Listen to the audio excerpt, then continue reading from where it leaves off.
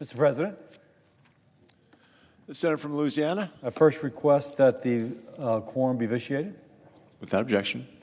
Mr. President, everyone here, everybody in that audience, everybody watching on C-SPAN has a loved one or knows of someone whom they've loved who is either overdosed or died actually from that overdose from fentanyl.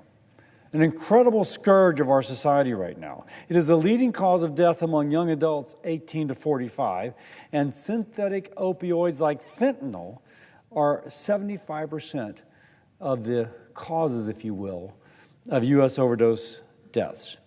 Fentanyl continues to kill almost 200 Americans a day. 200 Americans a day. Like today, 200 Americans will die from a fentanyl overdose. An entire generation dying.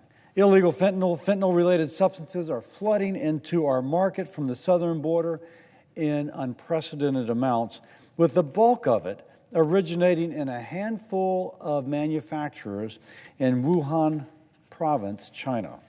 By the way, you can't help but point out that this is worsened by the Biden administration's complete failure to secure the southern border.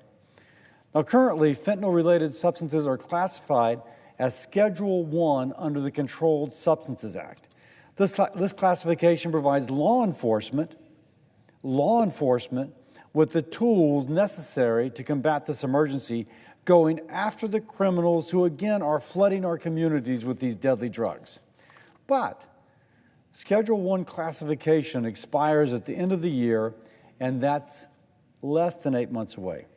Now, for years, Congress has not made this classification permanent, and every day we get closer to this deadline, we risk losing this essential law enforcement tool.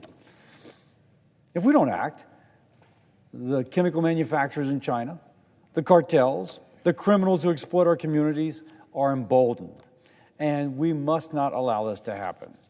That is why today I'm calling on the Senate to pass the Halt Lethal Trafficking Fentanyl Act, or the HALT Act, to permanently classify fentanyl-related substances as a Schedule 1 controlled substance. Now, the bill is not controversial. There are no poison pills. All it does is codify current law, ensuring we don't lose tools we need to confront the fentanyl epidemic. The House, with as many problems as the House has had passing legislation, passed this bill on a strong bipartisan basis last year. And the legislation removes barriers that impede the ability of researchers to conduct studies on these substances and allows for exemptions if the research provides evidence that specific analogs of fentanyl have a valid medical purpose. So, we give law enforcement tools, but we also give the scientists, the medical scientists, tools to establish whether one of these analogs is worth having for medical purposes. Now, it's important to know, Mr. President, this week is National Police Week. We honor police officers and their service to our communities. Now, these officers are on the front lines of fentanyl crisis, holding criminals accountable, saving lives from preventing the spread of drugs, but at times giving drugs like Narcan to reverse an overdose. I'm proud to say that we have a letter from 11 national law enforcement organizations supporting the HALT Fentanyl Act. And by passing this legislation, we will send a strong message to law enforcement: we have your back. We have your back as you battle this scourge of deadly drugs in our communities. Mr. President, the clock is ticking. Failure to act puts Americans in harm's way. We must pass this bill and get it to the President's desk for signature. Thank you, Mr. President.